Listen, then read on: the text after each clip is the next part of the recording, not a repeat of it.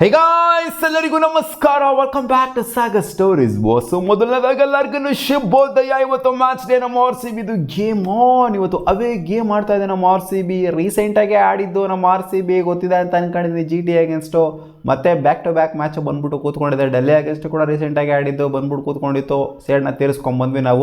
ನಾವು ಫಸ್ಟ್ ಮ್ಯಾಚ್ನಾಗ ಗೆದ್ದಿದ್ದೀವಿ ಇವ್ರಿಗೆ ಹೋಮಲ್ಲಿ, ಚಿನ್ನಸ್ವಾಮಿ ಸ್ಟೇಡಿಯಮಲ್ಲಿ ಸಖತ್ತಾಗಿ ಮಾಡ್ಬಿಟ್ಟು ಗೆದ್ದಿದ್ದೀವಿ. ಇವರು ನಮ್ಮ ಮೇಲೆ ರಿವೆಂಜ್ನ ತೀರಿಸ್ಕೊಳ್ಳೋಂಥ ಸಮಯ. ಇವಾಗ ಕಾಯ್ಕೊಂಡು ಕೂತ್ಕೊಂಡಿರ್ತಾರೆ ಬಕ ಪಕ್ಷಿಗಳ ಥರ, ಹೊಡಿಲೇಬೇಕು ಅನ್ನೋ ಥರ. ಸೊ ಪಾಯಿಂಟ್ಸ್ ಟೇಬಲ್ ನೋಡ್ಬಿಡೋಣ. ನೆನ್ನೆ ಮ್ಯಾಚ್ನ ಎಸ್ ಆರ್ ಎಚ್ ಅವರು ಅದ್ದೂರಿಯಾಗಿ ಗೆಲ್ತಾ ಇದ್ದಂಗೆ, ಎಮ್ ಐ ಅವರು ಅಜೀಬಾಗಿ ಸೋಲ್ತಾ ಇದ್ದಂಗೆ ಹೆಂಗಾಗಿದೆ ಅಂತ. ಆ್ಯಂಡ್ ಇವತ್ತು ಆರ್ ಸಿ ಬಿ ಗೆಲ್ತು ಅಂದರೆ ಏನಾಗ್ಬೋದು, ಇವ್ರು ಗೆಲ್ತು ಅಂದರೆ ಏನಾಗ್ಬೋದು ಅಂತ ನೋಡೋಣ. ಸೊ ಪಾಯಿಂಟ್ಸ್ ಟೇಬಲ್ ಡಿಸ್ಪ್ಲೇ ಮಾಡ್ತಿದ್ದೀನಿ ಮಗ. ಹೀಗಿದೆ current points table after Mumbai ಇಂಡಿಯನ್ಸ್ನ ಲಾಸ್. ಮುಂಬೈ ಇಂಡಿಯನ್ಸ್ ನೋಡಿ ಇವರು ಲೈನಿಗೆ ನಿಂತ್ಕೊಂಡ್ಬಿಟ್ಟಿದ್ದಾರೆ ಕೆ ಕೆ ಆರ್ ಜೊತೆಗೆ, ಎಲ್ ಎಸ್ ಸಿ ಜೊತೆಗೆ. 6 ಮ್ಯಾಚ್ನ ಸೋಲೋದ್ರ ಮೂಲಕ ಎಲ್ ಎಸ್ ಸಿಗೆ ಕಾಂಪಿಟೇಷನ್ಗೆ ಬಿದ್ದುಬಿಟ್ಟಿದ್ದಾರೆ. ಇನ್ಫ್ಯಾಕ್ಟ್ ಎಲ್ ಎಸ್ ಸಿದು ಸಿಕ್ಕಾಪಟ್ಟೆ ವರ್ಸ್ಟ್ ರನ್ ರೇಟ್ ಆಯಿತು ಅಂತಂದರೆ ಇವ್ರದ್ದೇನು ಬೆಟರ್ ಏನಿಲ್ಲ. -0.784. ಎಲ್ಲಿಂದ ಆಚೆಗೆ ಎಮ್ ಐ ಮತ್ತು ಎಲ್ ಎಸ್ ಸಿಗೆ ಉಳಿದಿರೋದು ಒಂದೇ. ಇನ್ನು ಮಿಕ್ಕಿರೋಂಥ ಎಲ್ಲ ಮ್ಯಾಚ್ನ 6ಕ್ಕೆ 6 ಮ್ಯಾಚ್ನ ಗೆಲ್ಲುವಂಥದ್ದಷ್ಟೇ ಇವ್ರ ಕೈಲಿರುವಂಥದ್ದು. ಬೇರೆ ಇನ್ನೇನೂ ಆಗೋದಿಲ್ಲ. 6ಕ್ಕೆ 6 ಮ್ಯಾಚ್ನ ಗೆಲ್ತು ಅಂದರೆ ಕ್ವಾಲಿಫೈ. ಯಾಕೆ ಆಗಿಲ್ವಾ? ಆರ್ ಸಿ ಬಿನೇ ಗೆದ್ದಿದ್ದಲ್ಲ ಗುರು 2024ಅಲ್ಲಿ. ಇನಿಷಿಯಲಿ ಇದೇ ಥರ ಇದ್ದಿದ್ದು ಆರ್ ಸಿ ಬಿದು. 8 ಮ್ಯಾಚಲ್ಲಿ 2 ಮ್ಯಾಚ್ನಾಗ ಇದ್ದಿತ್ತು ಅಷ್ಟೇ ನಮ್ಮ ಆರ್ ಸಿ ಬಿ. ಅದಾದ ನಂತರ ಆಗಿದ್ದೆಲ್ಲ ಇತಿಹಾಸ. 6ಕ್ಕೆ 6 ಕನ್ಸಿಕ್ಯೂಟಿವ್ ಆಗಿ ಗೆದ್ದು ನಂಬರ್ 4ಅಲ್ಲಿ ಕ್ವಾಲಿಫೈ ಆಗಿ ಮತ್ತೆ ಸೋತಿದ್ದು ಆಯಿತು. ಎಲ್ಲ ಟ್ರೋಫಿ ಏನು ಗೆದ್ಬಿಟ್ಟಿಲ್ಲ 2024ಅಲ್ಲಿ. ಬಟ್ ಆದರೂ ಕೂಡ ಈ ಥರ ಏನಾದ್ರು ಕ್ವಾಲಿಫೈ ಆಗ್ಬಿಟ್ಟು ಮುಂಬೈ ಇಂಡಿಯನ್ಸ್ ಮಾಡಿದ ಇತಿಹಾಸ ತೆಗೆದು ನೋಡ್ತು ಅಂತಂದಾಗ ಪಾಸಿಬಲ್ ಇದೆ ಅಂತ ಅನ್ಕೊಬೋದು. ಯಾಕಂದರೆ ಇನಿಷಿಯಲ್ 5 ಮ್ಯಾಚ್ನ ಸೋತಿ ಆಮೇಲೆ ಬಂದು ಟ್ರೋಫಿ ಹೊಡೆದಿರುವಂಥ ಮುಂಬೈ ಇಂಡಿಯನ್ಸ್ ಕೂಡ ನಾವು ನೋಡಿದ್ದೀವಿ. ರಿಕವರ್ ಆಗಬೇಕಾಗಿದೆ ಮುಂಬೈ ಇಂಡಿಯನ್ಸ್. ಏನು ರಿಕವರ್ ಆಗ್ತಾರೆ ಬೇಳೆಕಾಳಲ್ಲಿ? ಏನೂ ಆಗಲ್ಲ. ಹೋಯ್ತು ಎಲ್ ಎಸ್ ಸಿ ಮತ್ತು ಎಮ್ ಐ ಅಂತ ಹೇಳ್ತೀರಾ, ಕೆ ಕೆ ಆರ್ ಕೂಡ ಹೋಯ್ತು ಅಂತ ಹೇಳ್ತೀರಾ, ಅಲ್ಲಿಂದ ಮೇಲ್ಗಡೆ ಮಾತ್ರ ಸೀನಲ್ಲಿದ್ದಾರೆ ಅಂತ ಹೇಳ್ತೀರಾ.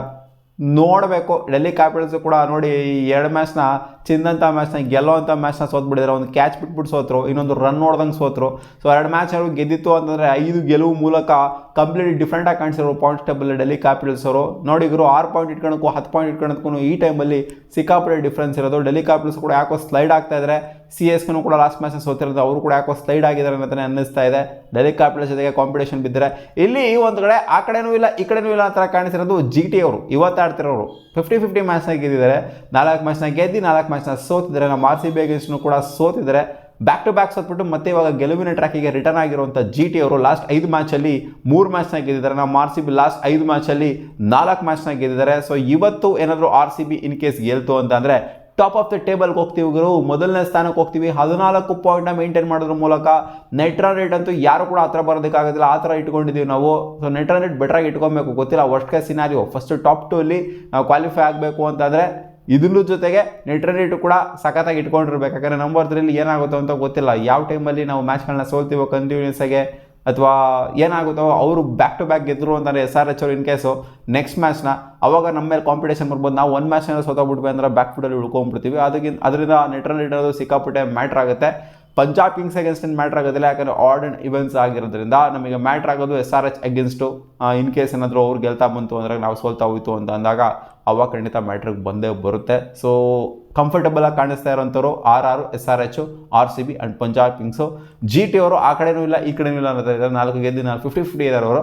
ಸೊ ಅದಕ್ಕಿಂತ ಕೆಳಗಡೆ ಇರೋಂಥವ್ರು ಒಂದು ರೇಂಜಿಗೆ ಚಾನ್ಸ್ ಇಲ್ಲ ಅಂತಲೇ, ಒಂದು ರೇಂಜಿಗೆ ಚಾನ್ಸು ಇದ್ರೂ ಕೂಡ ಇಲ್ಲ ಅನ್ನೋ ಥರನೇ ಇದೆ. ಬಟ್ ಕೆ ಕೆ ಆರ್ಗಿಂತ ಕೆಳಗಡೆ ನೋಡ್ತು ಅಂದರೆ ಕೆ ಕೆ ಆರಿಂದ ಒಂಥರ ನೆಗ್ಲಿಜಿಬಲ್ ಥರನೇ ಕಾಣಿಸ್ತಿದೆ. K K R, M I ಆಗಿರಲಿ, ಎಲ್ ಎಸ್ ಜಿ ಆಗಿರಲಿ ಒಂಥರ ಸೀನಲ್ಲಿ ಅಷ್ಟೇನಾಗ ಕಾಣಿಸ್ತಾ ಇಲ್ಲ ಕರೆಂಟ್ ಪಾಯಿಂಟ್ಸ್ ಟೇಬಲ್ ನೋಡ್ತು ಅಂದರೆ. ಇನ್ನು ಗೋಯಿಂಗ್ ಫಾರ್ವರ್ಡ್ ಇನ್ನೂ 6 ಮ್ಯಾಚ್ಗಳಿದೆ. ಎಲ್ಲ ಟೀಮ್ಗಳದ್ದು ಆಲ್ಮೋಸ್ಟ್ ಬರೋದು 5-6 ಮ್ಯಾಚ್ಗಳಿದೆ. ಸೊ ಏನು ಬೇಕಾದ್ರೂ ಆಗ್ಬೋದು, ಇತಿಹಾಸ ಕ್ರಿಯೇಟ್ ಮಾಡ್ಬೋದು. ಬಾಟಮಲ್ಲಿರೋ ಮೇಲ್ಗಡೆ ಬಂದಿರೋ ಯಾಕಂದರೆ ಇದೇ ಉದಾಹರಣೆಗಳೆಲ್ಲ ಇದ್ದಾವೆ. ಐ ಪಿ ಎಲ್ ಇತಿಹಾಸ ತೆಗೆದು ನೋಡ್ತು ಅಂದರೆ ಎಷ್ಟೆಷ್ಟೋ ಸೀನ್ಸ್ಗಳಾಗಿದ್ದಾವೆ.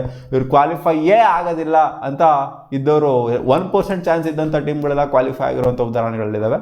ಸೊ ಅದನ್ನು ನಾವು ತೆಗೆದಾಕೋದಕ್ಕಾಗೋದಿಲ್ಲ. ಯಾವ ಟೈಮಲ್ಲಿ ಏನು ಬೇಕಾದರೂ ಆಗ್ಬೋದು. ಒಂದೊಂದು ಟೀಮ್ಗೆ ಸೋಲ್ತಾ ಸುಳ್ವಾಗಿದ್ದಂಥ ಟೀಮಿಗೆ ಸಿಕ್ಕಾಪಟ್ಟೆ ಬುದ್ಧಿ ಬಂದ್ಬಿಡುತ್ತೆ.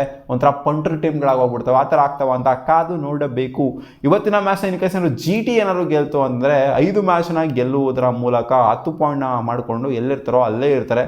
ನೆಟ್ ರನ್ ರೇಟ್ ಏನು ಮ್ಯಾಟ್ರಿಗೆ ಬರೋದಿಲ್ಲ ಅವ್ರಿಗೆ. ಅವರು ವರ್ಸ್ಟಾಗಿ ಸೋತ್ಬಿಟ್ಟಿರೋದು. 1-2 ಮ್ಯಾಚ್ ಸಿಕ್ಕಾಪಟ್ಟೆ ಯೂಸ್ ಮಾರ್ಜಿನಲ್ಲಿ ಸೋತರು, ಅದು ಅವ್ರಿಗೆ ಹೊಡೆದ ಬಿದ್ದುಬಿಟ್ಟಿದೆ. 4 ಮ್ಯಾಚ್ನ ಗೆದ್ದರೂ ಸಹ -0.475 ಅವರ ನೆಟ್ ರನ್ ರೇಟು. ನೋಡಿ ಸಿ ಎಸ್ ಕೆದೇ ಬೆಟರ್ ಆಗಿದೆ. ಅವ್ರು 3 ಮ್ಯಾಚ್ನ ಗೆದ್ದಿದ್ದಾರೆ ಅಷ್ಟೇ, 5 ಮ್ಯಾಚ್ನ ಸೋತಿದ್ದಾರೆ. ಆದರೂ ಕೂಡ ಇವ್ರದ್ದು ಜಿ ಟಿ ಅವ್ರ ನೆಟ್ಟು ಸಿಕ್ಕಾಪಟ್ಟೆ ನೆಗೆಟಿವ್ ಇದೆ. ಯಾಕಂದರೆ ಮುಂಬೈ ಅಗೇನ್ಸ್ಟ್ ಅಂತ ಕಾಣಿಸಿದೆ, ಹೆವಿ ಮಾರ್ಜಿನಲ್ಲಿ ಸೋತು, 99 ರನ್ ಮಾರ್ಜಿನಲ್ಲಿ ಸೋತು. ಸೊ ಓಕೆ, ಈ ಮ್ಯಾಚ್ ವಿಚಾರಕ್ಕೆ ಬಂತು ಅಂದರೆ ಇವತ್ತು ಅಹಮದಾಬಾದಲ್ಲಿ ಆಗ್ತಾ ಇರುವಂಥ ಮ್ಯಾಚು ಜಿ ಟಿ ಅವರ ಹೋಮಲ್ಲಿ ಅವ್ರನ್ನ ಸೋಲ್ಸೋದು ಸುಮ್ಮನೆ ಮಾತಲ್ಲ. ಅಂದರೆ ಅವರು ಹೋಮಲ್ಲಿ ಅವ್ರು ಡಾಮಿನೇಟ್ ಮಾಡಿದ್ರೆ ಇತಿಹಾಸ ತೆಗೆದು ನೋಡ್ತು ಅಂತ ಅಂದಾಗ, ಇತಿಹಾಸ ಅಂತಂದರೆ ಅವ್ರು ರೀಸೆಂಟಾಗಿ ಆಡಿರೋವಂಥದ್ದೆಲ್ಲ ಒಂದು 3-4 ವರ್ಷದಿಂದ ಆಡಿರೋದೆಲ್ಲ ನೋಡ್ತು ಅಂದರೆ ಇನ್ನೆಷ್ಟಿದೆ ಅವ್ರದ್ದು ಇತಿಹಾಸ, ಇಷ್ಟೇ ಅಲ್ವೇ ಅವ್ರದ್ದು ಇತಿಹಾಸ.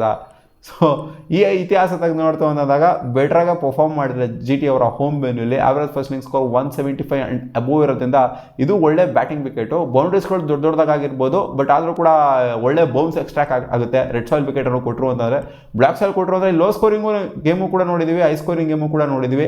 ಬಟ್ ಹೈ ಸ್ಕೋರಿಂಗ್ ಗೇಮ್ನ ಜಾಸ್ತಿ ನೋಡಿದ್ದೀವಿ. ಇಲ್ಲಿ ಬೆಟರ್ ಆಗೋದು ಯಾವಾಗ ಅಂತ ಅಂದರೆ ಟಾಸ್ ಗೆದ್ದು ಬೌಲಿಂಗ್ ಮಾಡ್ತು ಅಂದರೆ ಚೇಸ್ ಮಾಡ್ತು ಅಂದರೆ better option.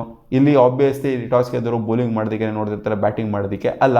And Phil Salt ಅವರ ಅವೈಲಬಿಲಿಟಿ ರಿಲೇಟೆಡ್ ಕೂಡ ಸುಮಾರು ಜನ ಕೇಳ್ತಾ ಇದ್ದಾರೆ. ಫಿಲ್ ಸಾಲ್ಟ್ ಅವರು ಆಡಲ್ಲ ಇವತ್ತು. ಫಿಲ್ ಸಾಲ್ಟರು ಪಾರ್ಟಿಸಿಪೇಟ್ ಮಾಡಿರುವಂತೆ ಪ್ರಾಕ್ಟೀಸ್ ಸೆಷನ್ಲಿ, ಜೊತೆಗೆ ಟೀಮ್ ಜೊತೆ ಕೂಡ ಇನ್ವಾಲ್ವ್ ಆಗಿಲ್ವಂತೆ, ಸ್ಕ್ವಾಡ್ ಜೊತೆ ಕೂಡ ಟ್ರಾವೆಲ್ ಮಾಡಿಲ್ವಂತೆ. ಸೊ ಅದರಿಂದ ಇವತ್ತು ಫಿಲ್ ಸಾಲ್ಟರು ಆಬ್ಸೆಂಟ್ ಆಗುವಂಥ ಎಲ್ಲ ಸಾಧ್ಯತೆ ಎಲ್ಲ ಆಬ್ಸೆಂಟ್ ಆಗ್ತಾರೆ. ಆ್ಯಂಡ್ ಜೇಕೋಬ್ ಬೆಥೆಲ್ ಅಂತೂ 100% ಆಡ್ತಾರೆ. ಜೇಕೋಬ್ ಬೆಥೆಲ್ಗೆ ಅವಕಾಶ ನೋಡಿ ಪಟ ನಂಗೆ ಸಿಗ್ತಿದೆ. ಲಾಸ್ಟ್ ಮ್ಯಾಚು ಗ್ರ್ಯಾಬ್ ಮಾಡ್ಕೊಳಕ್ಕಾಗಿಲ್ಲ, ಒಂದು 20 ರನ್ ಹೊಡೆದ್ರು ಕ್ವಿಕ್ ಸೆಕ್ಷನಲ್ಲಿ. ಬಟ್ ಬೇಕಾಗಿರೋವಂಥದ್ದು ಕನ್ಸಿಸ್ಟೆಂಟಾಗಿ ಒಂದು ಲಾಂಗ್ ರನ್ ಬೇಕು, ಒಂದು 50 ರನ್ ಬೇಕು, ಒಂದು 50 ಬೇಕು ಜೇಕೋಬ್ ಬೆಥೆಲ್ಗೆ ಸರ್ವೈವ್ ಆಗಬೇಕು ಅಂದರೆ. ಇಲ್ಲಾಂದರೆ ಫಿಲ್ ಸಾಲ್ಟ್ ಬರ್ತಾ ಇದ್ದಂಗೆ ಪಟ್ ಅನ್ನಂಗೆ ಕಳಿಸ್ಬಿಡ್ತಾ ಇರ್ತಾರೆ. ಸೊ ನೋಡೋಣ ಅದೇನಾಗುತ್ತೆ ಅಂತ. ಒಟ್ಟಿನಲ್ಲಿ ಜೇಕೋಬ್ ಬೆಥೆಲ್ ಇವತ್ತು ಶೋರ್ ಆಗಿ ಆಡ್ತಾರೆ. ಆ್ಯಂಡ್ RCB ಅವರ 12ನ ಅದೇ ಮೇಂಟೈನ್ ಮಾಡ್ತಾರೆ. ಗೆದ್ದಿರೋದ್ರಿಂದ ಸೋತ್ರೆ ಯೋಚನೆ ಮಾಡ್ಬೋದಾಗಿತ್ತೇನೋ, ಬಟ್ ಗೆದ್ದಿರೋದ್ರಿಂದ RCB ಚೇಂಜ್ ಮಾಡೋದಕ್ಕೆ ಹೋಗೋದಿಲ್ಲ. ಲಾಸ್ಟ್ ಟೈಮು ನಾವು ಇವರ ಅಗೇನ್ಸ್ಟ್ ಆಡಿದಾಗ 24ನೇ ತಾರೀಕು ಅಂದಾಗ ಅನ್ಕೊಂತೀನಿ. ಸೊ ಅವತ್ತು ಸಖತ್ತಾಗಿ ಆಡಿದ್ದೀವಿ. ಏಪ್ರಿಲ್ 24ನೇ ತಾರೀಕು ಚಾಕ್ ಬಿಟ್ಟಿದ್ದೀವಿ ಹಂಗೇನೆ. ಅವರು ಚಚ್ಚಿದ್ರೆ ನಾವು ಚಚ್ಚಿದ್ದೀವಿ. ಸಾಯಿ ಸುದರ್ಶನ ಸೆಂಚುರಿ ಹೊಡೆದ್ರು. ಅವ್ರು ಬಿಟ್ಟರೆ ಅಂತ ಹೇಳ್ಕೊಳ್ಳೋಂಥ ಹೆವಿಯಾಗೆ ಅದೇ ಶುಭ್ಮನ್ ಗಿಲ್ ಕೂಡ ಡಿಸೆಂಟಾಗಿ ಆಡಿದ್ರು. ಬಟರ್ ಕೂಡ ಪರವಾಗಿಲ್ಲ ಡಿಸೆಂಟಾಗಿ ಆಡಿದ್ರು. ಅವ್ರು ಟಾಪ್ 10 ಅವರ ಮೇನ್ ಸ್ಟ್ರೆಂತ್ ಅನ್ನೋವಾಗೇ ಅದೇ ಥರ ಕಾಂಟ್ರಿಬ್ಯೂಟ್ ಕೂಡ ಮಾಡಿದ್ರು. ಜಾಸ್ತಿ ಏನು ವಿಕೆಟ್ನ ಕಳ್ಕೊಂಡಿಲ್ಲ, 205 ರನ್ನ ಹೊಡೆದಿದ್ರು. ನಾವು ಅದನ್ನು 18.5 ಓವರ್ಗೆ ಚೇಸ್ ಮಾಡಿ ಬಿಸಾಕಿದ್ವಿ. ಸೊ ಸಾಕಾಗಿ ಚೇಸ್ ಆಗಿತ್ತು. ನಮ್ಮ ಕಡೆ ಬೆಟ್ರಾಗಿ ಪರ್ಫಾರ್ಮ್ ಮಾಡಿದ್ರು ದೇವದತ್ ಪಡಿಕ್ಕಲ್, ವಿರಾಟ್ ಕೊಹ್ಲಿ ಆಲ್ಮೋಸ್ಟ್ 80 ರನ್ನ ಹೊಡೆದ್ರು. ದೇವದತ್ ಪಡಿಕ್ಕಲ್ ಒಂದು 15 ಕೂಡ ಹೊಡ್ಕೊಂಡಿದ್ರು. ವಿರಾಟ್ ಕೊಹ್ಲಿ ಆಡಿದಂಥ ಅಗ್ರೆಸಿವ್ ಆಟ ಏನಿದೆ ಪೋಪ್ಲಲ್ಲಿ, ಅದು ಸಿಕ್ಕಾಪಟ್ಟೆ ಕಾಂಟ್ರಿಬ್ಯೂಟ್ ಮಾಡ್ತು. ಆ್ಯಂಡ್ ಮ್ಯಾಚ್ ಗೆಲುವಲ್ಲೂ ಕೂಡ ಕಾಂಟ್ರಿಬ್ಯೂಟ್ ಮಾಡ್ತು ಈ 81 ರನ್ನು. ಸೊ ವಿರಾಟ್ ಕೊಹ್ಲಿ ಬೆಟ್ರಾಗಿ ಪರ್ಫಾರ್ಮ್ ಮಾಡಿದ್ರು. And G T against crazy ಸ್ಟ್ಯಾಟ್ಸ್ನ ಇಟ್ಕೊಂಡಿದ್ರು ವಿರಾಟ್ ಕೊಹ್ಲಿ ಅವರು. ಅವ್ರ ಆ್ಯಾವ್ರೇಜೇ ಲಾಸ್ಟ್ ಮ್ಯಾಚ್ಗಿನ ಮುಂಚೆ ಎಷ್ಟಿತ್ತು ಅಂದರೆ 88 ಇತ್ತು G T against. So G T against ಅಂದರೆ ಎದ್ದು ನಿಂತ್ಕೊಂಡ್ಬಿಡ್ತಾರೆ ವಿರಾಟ್ ಕೊಹ್ಲಿ ಅವರು. ಏನೋ ಗೊತ್ತಿಲ್ಲ ಯಾರು ಅಗೇನ್ಸ್ಟು ಇಷ್ಟು ನಿಂತ್ಕೊತಾರೋ ನಿಂತ್ಕೊಳಲ್ವೋ, ಬಟ್ ಜಿ ಟಿ ಅಂತ ಅಂದರೆ ಎದ್ದು ನಿಂತ್ಕೊತಾರೆ. ಇದು ಜಿ ಟಿದು ಯಾವಾಗ ಇತಿಹಾಸದಿಂದ ಬಂದ್ಬಿಟ್ಟಿದೆ, ಗುಜರಾತ್ ಲಯನ್ಸಿಂದನೂ ಕೂಡ ಬಂದ್ಬಿಟ್ಟಿದೆ ವಿರಾಟ್ ಕೊಹ್ಲಿಗೆ.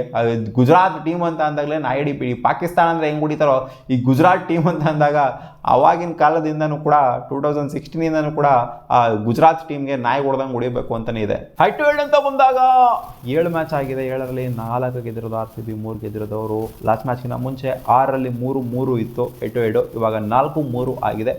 ಈ ಮ್ಯಾಚ್ ಏನಾಗುತ್ತೆ, ಸೇಡ್ನ ತೀರಿಸ್ಕೊಂತಾರ ಜಿ ಟಿ ಅವರು, ಅಥವಾ RCB 2 ಸರಿ ಹೊಡೆದ್ಬಿಟ್ಟು ಬರ್ತಾರೆ, ತಗ ಅಂತ ಕೊಟ್ಬಿಟ್ಟು ಬರ್ತಾರ ಮಕ್ಕಕ್ಕೆ ಕಾದು ನೋಡಬೇಕಾಗಿದೆ. ಸೊ ಇವತ್ತು ನನ್ನ ಅನಾಲಿಸಿಸ್ ಪ್ರಕಾರ ನೋಡ್ತು ಅಂತ ಅಂದರೆ ಇವತ್ತು RCB ಖಂಡಿತ ಗೆಲ್ಲೇಬೇಕು, ಗೆದ್ದೇ ಗೆಲ್ಲುತ್ತೆ ಅಂತ ಇದೆ.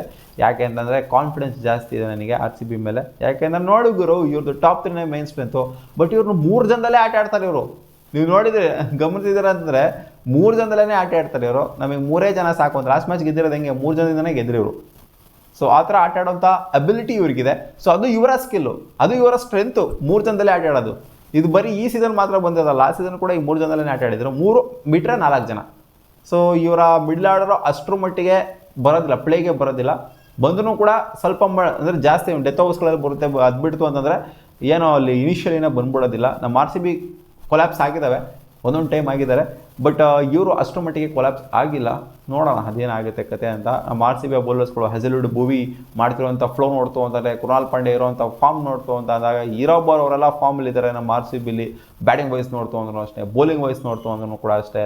ಏನು ಒಬ್ಬೊಬ್ರಿಗೆ ಎಕ್ಸ್ಪ್ಲೈನ್ ಮಾಡಬೇಕಾ? ಫಿಲ್ ಸಾಲ್ಟ್ ಒಬ್ಬರು ಸ್ವಲ್ಪ ರಿಕವರ್ ಆಗ್ಬಿಟ್ಟು ಬರಬೇಕಾಗಿದೆ. ಅದು ಬಿಡ್ತು ಅಂತಂದರೆ ಇನ್ನೆಲ್ಲರೂ ಕೂಡ ಫಾರ್ಮಲ್ಲಿರುವಂಥ ಪ್ಲೇಯರ್ಸ್ಗಳೇ. ರೊಮ್ಯಾರಿಯೋ ಶೆಫರ್ಡ್ ವಿಚಾರದಲ್ಲಿ ಸಿಕ್ಕಾಪಟ್ಟೆ ಚರ್ಚೆ ಆಗ್ತಿದೆ. ಆಡಿಸ್ಬೇಕಂತ. ಬಟ್ ಆಡಿಸ್ತಾರೆ RCB. ವರ್ಸ್ಟ್ ಕೇಸ್ ಸಿನಾರಿಯೋ ಏನು ಬಂದಿಲ್ಲ ನಮ್ಮ RCBಗೆ. ಏನು ಮ್ಯಾಚ್ ಕಂಟಿನ್ಯೂಸ್ ಆಗಿ ಮುಂಬೈ ಇಂಡಿಯನ್ಸ್ ಥರ ಆಗಿರಲಿ, LSG ಥರ ಆಗಿರಲಿ, ನಿಖಲಸ್ ಪೂರನ್ನ ಆಡಿಸ್ತಾ ಇದ್ರಲ್ಲ, ಸೊ ಆ ಥರ ಆಗಿರಲಿ, ಇಲ್ಲಿ ಸೂರ್ಯಕುಮಾರ್ ಯಾದವ್ನ ಆಡಿಸ್ತಾ ಇದ್ರಲ್ಲ ಆ ಥರ ಆಗಿರಲಿ. ಸೊ ಆ ಥರ ಇನ್ನೂ ನಮಗೇನು ಟೆನ್ಷನ್ ಆಗಿಲ್ಲ. ಯಾಕಂದ್ರೆ ನಾವು ಗೆಲ್ತಾ ಬರ್ತಾ ಇದ್ದೀವಿ. ಏನು ಸೋಲ್ತಾ ಹೋಗ್ತಿತ್ತು ಅಂತಂದರೆ ಇಲ್ಲ ರೊಮ್ಯಾರಿಯೋನ ಕೂರ್ಸ್ರಪ್ಪ ಅಂತ ಅನ್ಬೋದಾಗಿತ್ತು. ಬಟ್ ಗೆಲ್ತಾ ಇದ್ದಂಥ ಟೈಮಲ್ಲಿ ರೊಮ್ಯಾರೋನ ಕೂರಿಸ್ಬೇಕು ಅನ್ನೋ ಸಿಕ್ಕಾಪಡೆ ಒಂಥರ ಯಾವ್ದು ಗುರು ಇದು ಅಂತ ಅನಿಸುತ್ತೆ. ಯಾಕಂದರೆ ಲಕ್ಕಿ ಪ್ಲೇಯರ್ ಒಂಥರ ನಮಗೆ ರೊಮ್ಯಾರೋ ಶೆಫರ್ಡು. ಸೊ ನೋಡೋಣ ಏನಾಗುತ್ತೆ ಕತೆ ಅಂತ. ಇವತ್ತು ನನ್ನ ಪ್ರಕಾರ GT ಅವರು ಸೋಲ್ತಾರೆ, RCB ಅವರು ಗೆಲ್ತಾರೆ ಅವರ ಹೋಮ್ ವೆನ್ಯೂಲಿ. ಮತ್ತೆ ಸಿಗೋಣ ಮುಂದಿನ ವಿಡಿಯೋದಲ್ಲಿ. ನಿಮ್ಗೆ ಅನಿಸುತ್ತೆ ಕಾಮೆಂಟ್ ಸೆಕ್ಷನಲ್ಲಿ ಹಾಕಿ.